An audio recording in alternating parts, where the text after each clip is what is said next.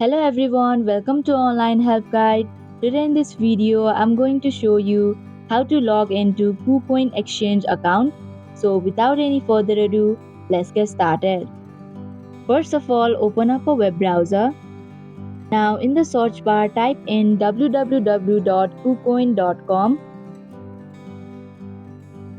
Kucoin is a secure cryptocurrency exchange which allows you to buy, sell and trade bitcoins.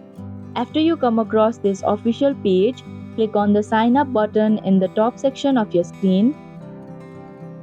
Here you can create a new account by entering your email and strong password, or if you want to use your phone number, then you can click on phone number option. If you already have an account, then click on login link.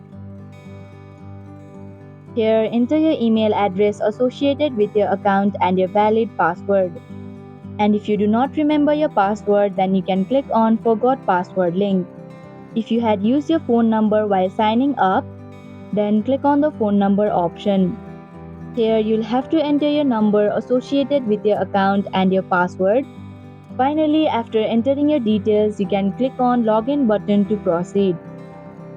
Thank you for watching Online Help Guide.